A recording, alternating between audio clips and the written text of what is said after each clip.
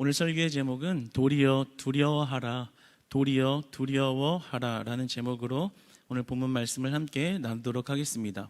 이 4장의 첫 시작은 1절부터 13절까지 3장과 이어지는 내용으로 우리가 믿음을 통해서 안식을 얻게 되는 믿음과 안식의 관계에 대해서 말씀하고 있습니다.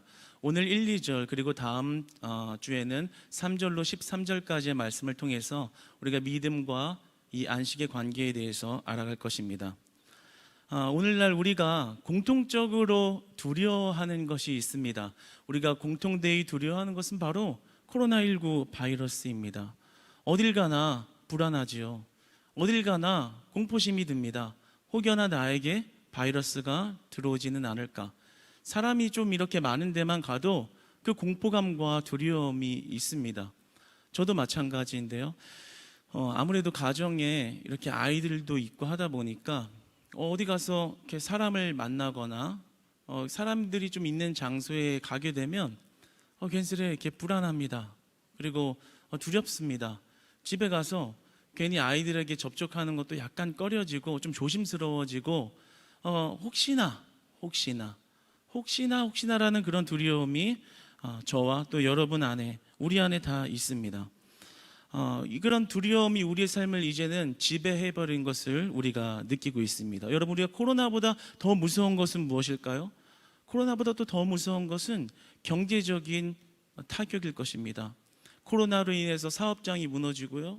그리고 어떤 창업하신 분들의 그런 직장이 다 무너져 내려가는 그런 경제적 여파를 맞이할 때 정말 생존의 위협을 느끼면서 정말 공포감과 두려움, 때로는 그것이 너무나도 커져서 극단적인 선택을 하는 그런 사례들까지도 우리 안에 비일비재합니다. 이러한 현상들이 우리에게 두려움을 주는 이유는 바로 우리의 생명과 생존을 위협해오는 문제이기 때문입니다. 여러분, 인간은 참 연약한 존재입니다. 자신이 강하다고 아무리 말해도 우리는 참 연약한 존재고 또 두려움도 많은 존재입니다. 예수님의 제자들 역시 그러했습니다. 예수님과 함께 갈릴리 바닷가를 항해하고 있었습니다. 갈릴리 바닷가는 참 조용한 바닷가입니다. 참 잔잔합니다. 저도 이스라엘에 잠깐 방문했을 때 그 갈릴리 바다를 항해했었습니다. 그런데요, 얼마나 잔잔한지요, 얼마나 고요한지요, 얼마나 그 도시가 한적한지, 한적한 아름다움이 있다라고 말할 정도로 이렇게 고요하고 마음도 평안해집니다. 그리고 그 파도도 출렁출렁이 넘실넘실 아주 고요한 파도가 있을 뿐입니다. 그런 바다를 건너고 있던 예수님과 제자들 앞에 닥친 큰 놀이라고 말하는 큰 파도가 그 배를 덮쳤던 것입니다. 그런데 자기의 키보다도 훨씬 몇 배나 되는 파도가 그 바다를 덮치자 그들은 두려움에 떨었습니다. 그 두려움에 완전히 사로잡혀 버렸습니다. 그래서 옆에 계신 예수님이 계심에도 불구하고 그 예수님을 인식하지도 못하고 벌벌벌 떨고 있었습니다. 그러니까 예수님께서 그 제자들에게 오셔서 이렇게 말씀하십니다. 어찌 그렇게 너희들은 그렇게 무서워하고 있느냐? 어찌 그렇게 두려워 떨고 있느냐? 믿음이 적은 자들아 라고 그들에게 말씀합니다. 그러니까 이 믿음과 두려움이라는 관계를 이렇게 보면 이 믿음이라는 것을 가지고 있으면 두려움을 이겨낼 수 있는 것이 바로 믿음입니다. 그러나 오늘 본문은 조금 다른 의미에서 이 믿음과 두려움의 관계를 말씀합니다. 오늘 1절의 말씀을 한번 보도록 하겠습니다. 함께 읽겠습니다. 시작. 그러므로 우리는 두려워할지니 그의 안식에 들어갈 약속이 남아있을지라도 너희 중에는 혹 이르지 못할 자가 있을까 함이라. 3장에 이어서 그러므로 믿음을 통해서 안식에 들어가기 위하여 너희들은 두려워할지니 라고 기록하고 있습니다. 참 미안하지요. 당시에 히브리 그리스도인들이 겪고 있는 어려움, 그들이 닥친 그 곤란한 상황, 그런 외부의 압박 속에 처해져 있는 어려운 상황을 보면 여러분 믿음으로 두려움을 이겨내시고 살아가십시오 라고 해야 할 것 같은데 오늘 1절의 시작에는 그러므로 우리는 두려워할지니 이것을 헬라어 원어로 보아도 첫머리에 강조의 의미를 두고 사용되어졌습니다. 왜?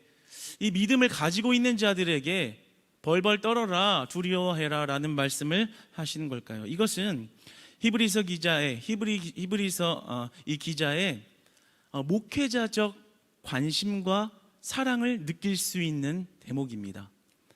믿음이 있는 자들 보고 여러분 우리는 두려워해야 합니다 라고 말하는 그 표현은, 그 심정은 그 기자의 사랑과 목회자적 관심과 그리고 그들을 품는 긍휼한 마음을 알 수 있는 대목입니다. 여기서 저자가 말하는 개념은 이러한 것입니다. 제가 운전면허를 처음 취득할 때요, 이런 마음이 들었었습니다. 내가 운전을 좀 이렇게 잘하게 되면 스피드를 좀 즐겨야지. 차는 스피드를 즐길 수 있는 차가 아니지만 운전을 능숙하게 하면 광란의 질주를 해야지.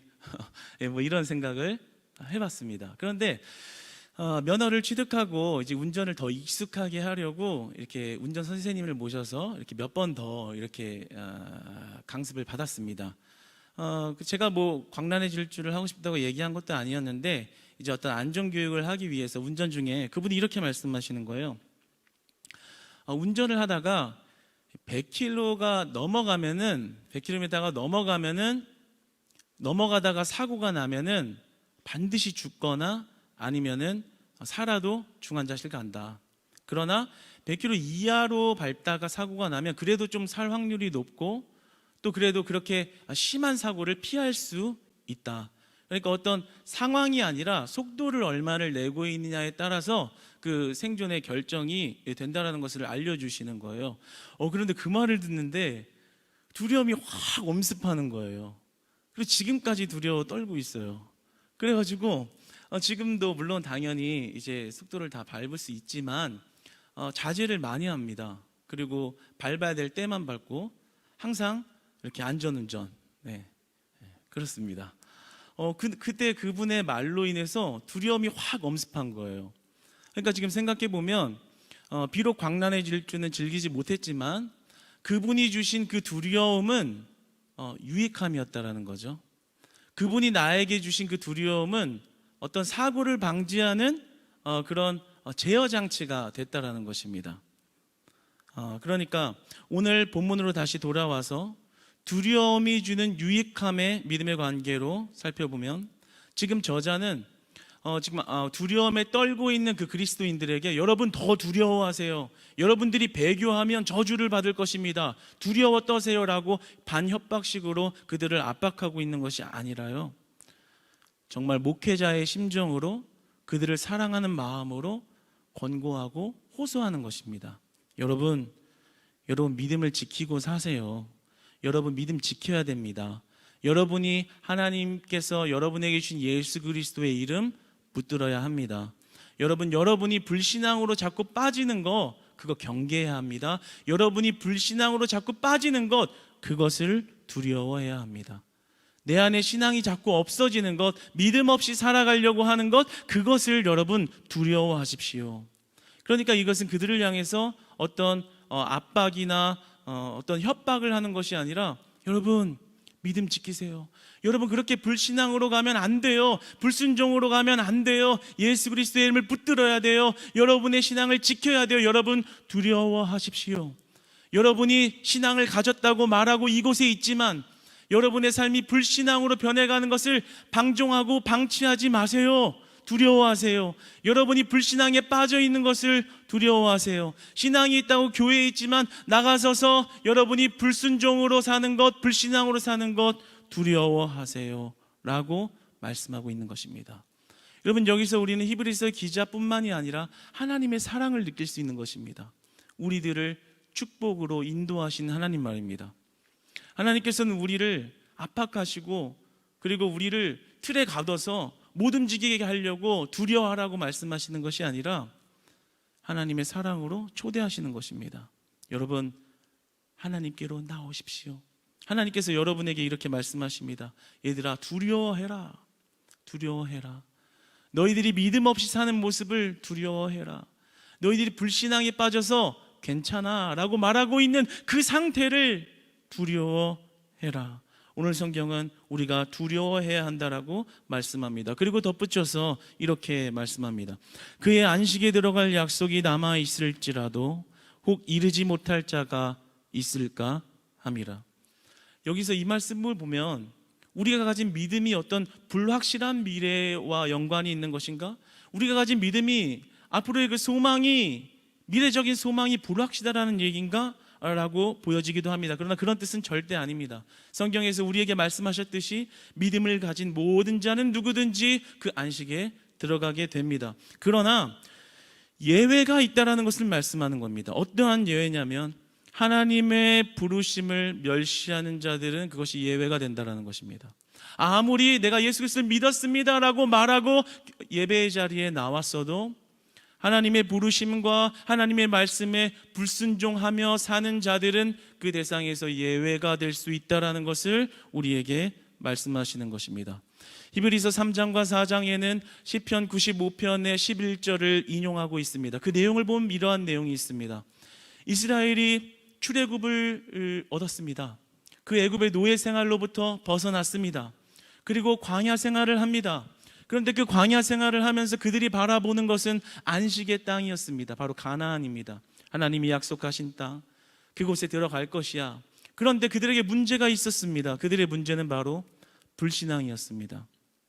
광야에서 떡만 찾는 신앙, 만나만 구하는 신앙, 하나님의 뜻에 순종하는 것이 아니라 내 갈급한 문제만 해결해달라고 원망하고 있는 불신앙.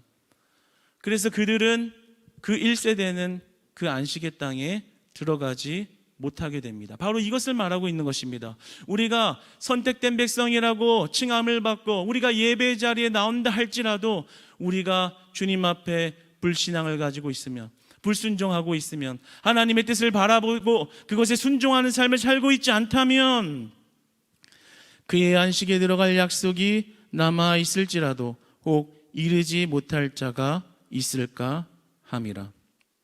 그러니까 우리의 믿음은 순종으로 그리고 삶으로 하나님의 뜻 가운데 순복함으로 나아가야 한다라는 것입니다. 그래서 우리는 겸손해야 합니다. 우리가 믿음을 가졌다고 안주하면 안 됩니다. 안심하면 안 됩니다. 높은 마음을 가지면 안 됩니다. 도리어 겸손하고 낮아진 마음을 가져야 합니다. 로마서 11장 20절의 말씀을 함께 읽어보겠습니다. 시작. 그들을 믿지 아니함으로 꺾이고 너는 믿음으로 섰느니라. 높은 마음을 품지 말고 도리어 두려워하라. 아멘. 믿음을 가졌느냐? 믿음이 있느냐? 그렇다면 너희들은 높은 마음을 품지 말고 도리어 두려워하라. 도리어 겸손하라. 믿음이 있다고 뭔가 다 된 것처럼 뭔가 그냥 불신앙을 가지고 불순종해도 나 믿음 있으니까 괜찮아 라는 그런 교만한 마음, 높은 마음을 품지 말고 도리어 두려워하라. 도리어 겸손해져라. 도리어 낮아져라. 도리어 불신앙을 경계하는 그러한 삶을 살아라라고 말씀하십니다. 사랑하는 여러분, 여러분들을 지금 가장 두렵게 하는 것은 무엇입니까? 코로나입니까? 경제적인 여파입니까? 아니면 어떤 미래에 대한 불확신 때문에 두려워하고 계십니까? 그렇다면 여러분들이 믿음 없음에 대하여, 내가 믿음 없음에 대하여, 내가 불신앙을 가진 것에 대하여는 얼마나 두려워하고 계십니까? 예배를 대충 드리고 예배도 제대로 안 드리고 하나님의 말씀대로 순종하며 살아가지도 않고 기도도 안 하고 찬양도 안 하고 말씀에 하나님을 의지하는 그 믿음도 잃어버린 채 살면서 껍데기만 크리스찬이라는 모습을 가지고 살면서 두려워하고 있지 않고 그냥 그런 대로 천국 가겠지, 안식 가겠지라는 안주한 마음으로 살아가고 있는 우리에게 말씀이 말씀하시는 것입니다. 도리어 두려워하라. 높은 마음을 품지 말고 너희들은 두려워하며 너희들의 불신앙의 모습을 돌이켜서 신앙의 모습으로, 순종의 모습으로 하나님의 사랑 안에 거하라 하는 것입니다. 그러니까 여러분, 우리에게 진짜 중요한 것은요, 코로나가 무서운 것이 아니, 코로나도 무섭지요. 그러나 코로나보다, 가난함보다 더 무서운 것은 바로 내가 믿음 없이 살아가는 모습입니다. 현실에만 집중해서 그냥 지금 잘 사는 것에 만족하는 그런 광야의 이스라엘 같은 모습, 그 모습을 두려워하라. 그 모습이 제일 불쌍한 모습이다. 그 모습이 제일 안타까운 모습이다. 그 모습이 안식과는 거리가 먼 모습이다. 그러므로 너희들은 두려워해라. 하나님의 음성이 들리는 축복이 있으시기를 소망합니다. 하나님이 여러분을 초대하시는 겁니다. 얘들아, 너희들을 한번 겁먹어봐. 두려워해라는 것이 아니라, 얘들아, 내가 너희를 얼마나 사랑하는지, 내가 초대하는 그 안식의 축복에 너희를 불렀으니 너희는 그 신앙 온전히 지켜서 궁극적인 영원한 안식으로 나오너라. 하나님의 사랑의 초대인 것입니다. 협박이 아닌 것입니다. 우리를 향한 긍휼하신 마음인 것입니다. 자녀를 사랑하는 부모의 마음으로 끝까지 책임지시고 일하시는 하나님의 역사하심인 줄 믿습니다. 그러므로 우리는 이 두려워하라는 마음을 새기고 우리의 마음에 겸손한 마음으로 하나님을 바라봐야 합니다. 우리에게 주신 믿음으로 안주하는 것이 아니라 두려운 마음을 가지고 주님을 대하고 그 안식을 소망 삼아야 합니다. 우리가 두려움을 가진다는 것은 아까 앞서 이야기했듯이 우리가 불신앙으로 빠지는 데에 제어장치 역할을 하는 것입니다. 내가 살다 보니까 바빠서 그냥 하나님 없이 말씀 없이 그냥 대충 내가 살아온 것으로 내 경험으로 지식으로 빨리빨리 그냥 그렇게 살고 있을 때 제어장치가 되는 것입니다. 아, 맞다. 주님, 내가 왜 이렇게 살고 있죠? 아, 이거 아닌데 주님, 나 왜 하나님 없이 잘하고 있다고 있죠? 잘하고 있다고 생각하고 있죠? 왜 이렇게 해도 될 것만 같죠? 하나님 말씀 하나도 의지 안 하고 이렇게 살아가는 이 모습, 하나님, 이 불신앙 경계해야 될 것 같아요. 주님, 두려워요. 내가 그냥 이렇게 하나님 없이 계속 살아가고 나 잘났다고 살아갈까 봐 하나님 두렵습니다. 이 마음은 우리를 불신앙에 계속 빠지게 못하게 하는 제어장치가 되는 것입니다. 여러분, 그런 두려움을, 믿음 안의 두려움을 다 가지는 저와 여러분 되시기를 진심으로 소망합니다.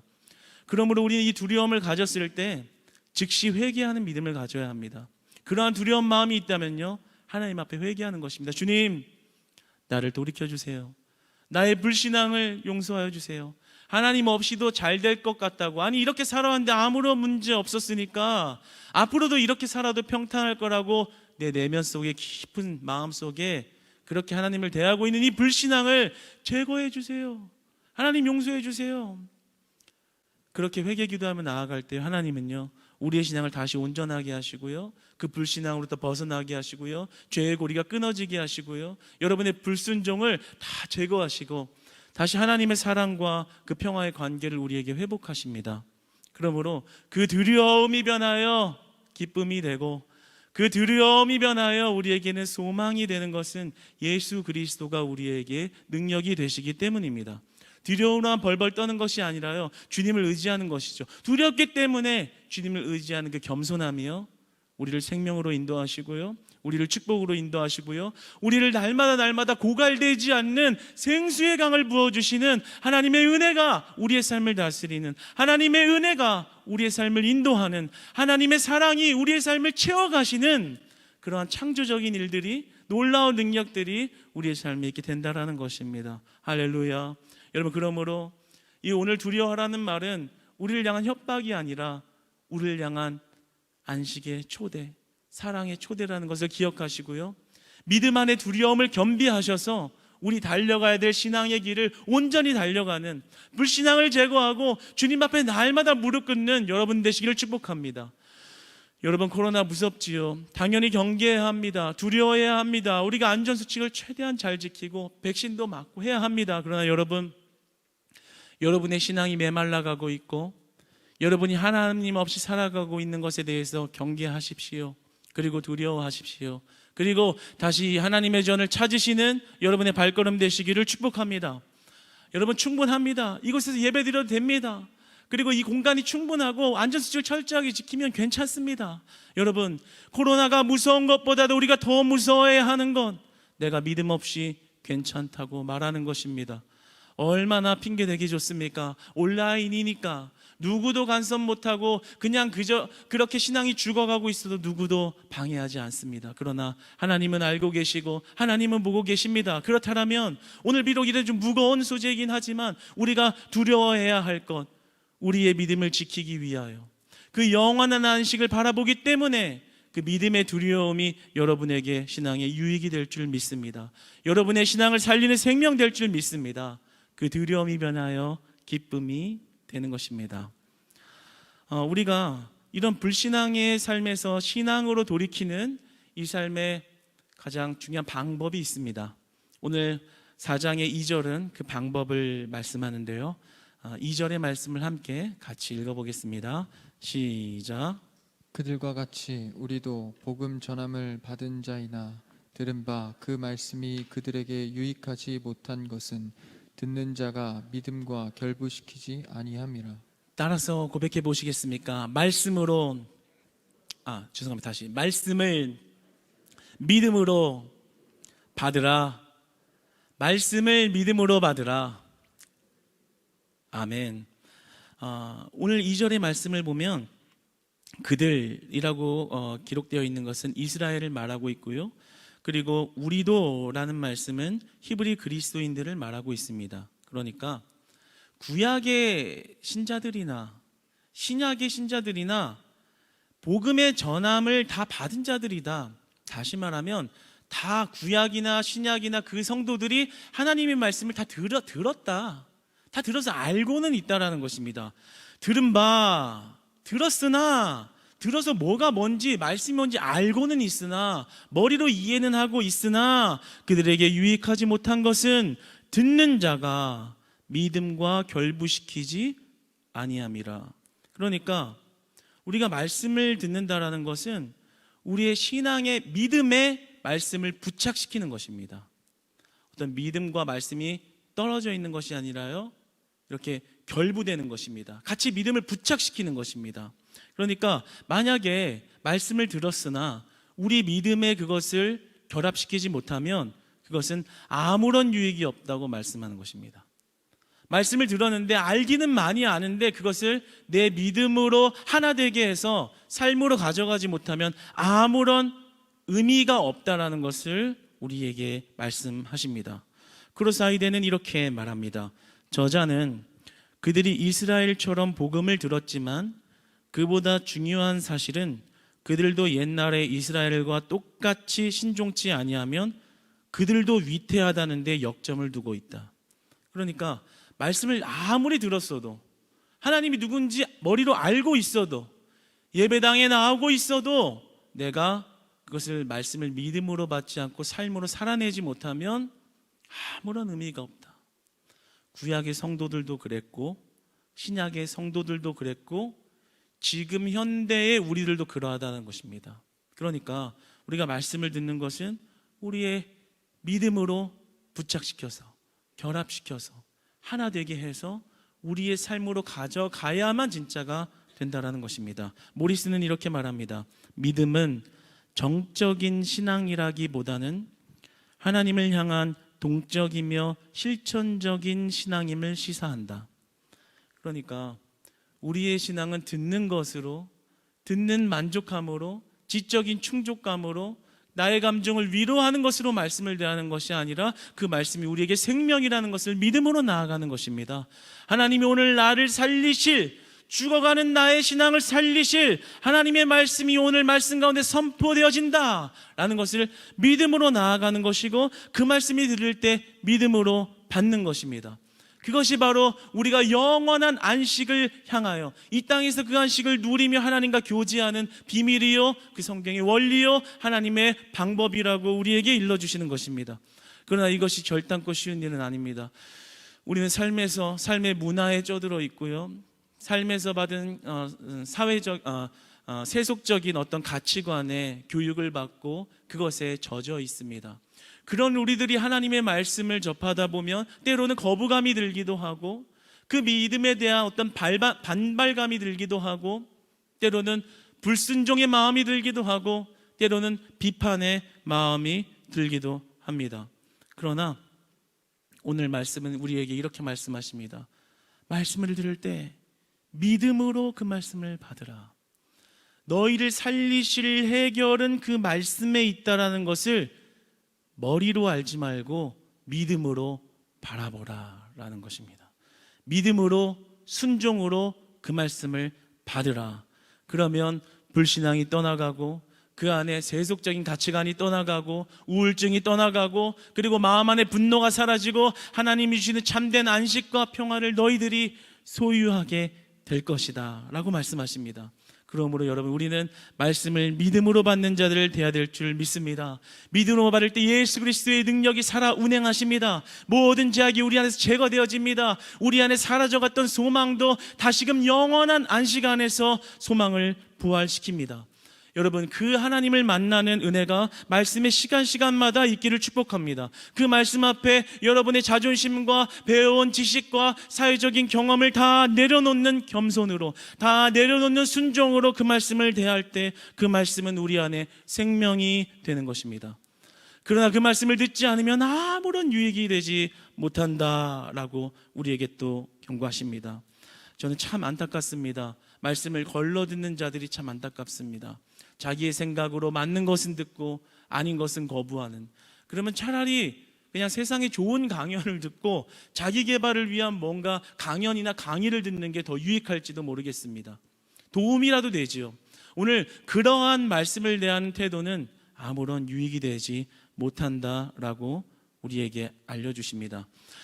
요즘은 핸드폰만 켜면 정말 세계 곳곳에 많은 설교자들의 설교를 들을 수 있고요. 그리고 명설교에 해당하는 설교도 다 쉽게 접할 수 있습니다. 그러나 우리가 간과하면 안 되는 것은 그런 많은 설교들을 무자비하게 들으면서 알면 뭐하냐라는 것입니다. 알면 뭐하냐라는 것입니다. 삶으로 살아내고 믿음으로 받지 못하고 알면 뭐하냐라는 것입니다. 여러분, 어떤 다른 설교나 유튜브나 이런 것을 통해 설교를 듣지 말라는 이야기를 하는 것이 아닙니다. 많은 사람들이 그런 설교를 찾아 헤매이면서 감정의 위로받기 원합니다. 내가 지금 이 지쳐있는 마음 달래줄 말씀이 없나 찾아다닙니다. 그리고 지혜를 얻기 원합니다. 도대체 뭐가 맞는 거지? 뭘 알면 내가 잘할 수 있지? 찾아다닙니다. 그러나 그러한 것이 장점도 있겠지만 그러한 것에 매료되어서 그러한 일만 들으면 말씀을 구걸하고 있는 그러한 모습은 아주 위험한 행동입니다. 우리는 예배 중에 역사하신 하나님을 만나야 합니다. 여러분, 성경을 보면 구약의 제사를 통해서 하나님은 살아계신 하나님의 능력과 생명을 전수하셨습니다. 신약으로 넘어와서는 그것이 예배의 형태로 바뀌어서 예배 중에 예배의 말씀을 통해서 하나님이 어떠한 분이신지를 드러내는 것과 함께 그 생명을 전수하셨습니다. 그러면 지금 신약을 넘어서 우리 현대에 있는 우리에게는 어떻게 역사하고 계신가? 마찬가지로 예배를 통해서 예배의 말씀을 통해서 하나님은 실제의 하나님으로 우리에게 나타나신다라는 것입니다. 우리에게 만나주신다라는 것입니다. 그리고 그 아주 적실한 말씀을 우리에게 주셔서 그 말씀을 믿음으로 살아내시게끔 우리를 매일매일의 삶마다 인도하신다라는 것입니다. 여러분, 그 믿음의 눈이 활짝 열리시기를 주님 안에서 축복합니다. 말씀을 많이 듣는다고 좋은 것이 아닙니다. 살아계신 하나님을 만나는 말씀을 듣는 것이 중요한 것입니다. 저는 그래서 저에게 한 가지 이러한 원리를 알고 적용하며 받은 축복이 있다면 정말 예배 시간마다 하나님께서 이렇게 귀에 속삭이는 듯한 그러한 은혜들이 참 많습니다. 참 신기하기도 하죠. 수많은 사람들이 똑같은 설교를 듣는데 어떻게 그렇게 나에게 딱 맞는 말씀을 주실까? 저는요, 말씀을 들을 때요, 설교자를 보고 있지만 어떤 설교자든지 간에요, 그 설교자 뒤에 계신 하나님을 바라봅니다. 설교자를 보지만요, 설교자 뒤에 계신 하나님이 말하고 있는 음성과 말씀에 집중을 합니다. 그러면 놀랍게 들리는 거예요. 놀랍게 보이는 거예요. 왜냐? 하나님께서 나를 부르셨거든요. 하나님께서 오늘 예배의 자리에 여러분을 부르셨거든요. 그리고 주시고자 하는 생명을 전수하시고자 하는 그 은혜와 축복을 준비해 두셨거든요. 그런데 왜 말씀을 거부하고 비판하고 말씀으로 안 듣고 믿음으로 안 듣고 왜 판단하고 왜 자기의 삶에 비추어서 걸러내고 그렇게 말씀을 대하십니까? 너무나 안타깝습니다. 여러분, 우리가 말씀을 믿음의 눈으로 바라본다면, 믿음으로 말씀을 받는다면 그 실제 하나님을 만나게 될 것입니다. 여러분의 귀에 속삭이신 하나님의 음성을 듣게 될 것입니다. 그럴 때 우리의 예배는 생명력 있게 됩니다. 더 이상 죽어있는 예배가 아니고요, 더 이상 아무런 능력과 효력 없이 의식만 남아있는 예배가 아니라 나와 함께 하시는 하나님, 예배 가운데 교제하시는 하나님, 어떻게 이렇게 나의 삶의 문제를 알고 이렇게 기가 막히게 맞춰내시지? 정말 삶의 아주 디테일한 부분까지 역사하시는 그 살아계신 하나님을 만나는 은혜의 길을 진심으로 소망합니다. 그 하나님을 만날 때 우리의 위기가 단단한 소망으로 바뀌어지고요, 우리의 불안이 우리 안에 확신으로 바뀌어지게 되고요, 우리의 걱정과 근심과 두려움이 주 안에 기쁨과 평안과 안식으로 변화되는 줄 믿습니다. 여러분, 우리가요 명설교 찾아다니면서 뭐라 말씀을, 나의 감정을 위로해 줄 말씀을 찾고 내 지혜를 지식을 더해 줄 그런 말씀을 찾아다니는 행위는 여러분, 우리의 신앙이 아주 무익한 일을 하고 있을 수 있는 일이라는 것을 생각하시고, 듣는 것이 나쁘다는 것이 아니라 들어도 좋지만 우리가 그런 것에 매료되어서 예배 가운데 역사하시는 말씀을 잃어버리지 않는 그런 축복이 있기를 소망합니다. 여러분, 말씀과 믿음을 하나 되게 하셔서 삶으로 가져가는 것, 우리가 불신앙에 빠지지 않게 하는 능력과 권세인 줄 믿습니다. 사랑하는 여러분, 우리가 코로나로 인하여 두려움에 떨고 있고 경제적인 타격이 우리에게 많은 어려움과 공포감을 주고 있습니다. 우리에게 앞으로 닥칠 더 큰 파도가, 어떠한 큰 파도가 올지도 모릅니다. 그러면 그때마다 우리는 두려워하며 우리의 신앙을 잃어버리시겠습니까? 아니면 우리의 신앙을 지키기 위하여 믿음 안에서 두려워하면서 오히려 우리에게 주신 소망을 든든히 잡아가시겠습니까? 여러분, 그 두려움은 변하여서 기쁨이 될 것이고 나의 두려움은 영원한 안식을 향하여 가는 것이니 그 두려움은 유익함이라. 그 두려움은 유익함이라. 여러분, 우리의 믿음에 달려갈 길을 다 달려간다라는 것은 결단코 쉬운 일이 아닙니다. 그러나 우리가 말씀을 믿음으로 부여잡을 때 그 거친 파도는 예수님이 잠잠히 재우십니다. 예수님이 그 파도를 재우십니다. 예수님이 그 거친 큰 돌을 잠잠하게 하십니다. 여러분, 주님 앞에 믿음으로 예배하러 나오십시오. 말씀을 믿음으로 받으십시오. 그리고 그때마다 만나주시는 하나님의 은혜와 사랑을 경험하십시오. 이제는 죽어있는 신앙에서 우리의 신앙을 부활시키는 하나님의 은혜를 체험하시고 예배 때마다 그리스도의 이름과 그 능력을 경험하시는, 그 은혜로 살아가시는 사랑하는 우리 크리스찬 교회 모든 성도님들 되시기를 주님 안에서 축복합니다.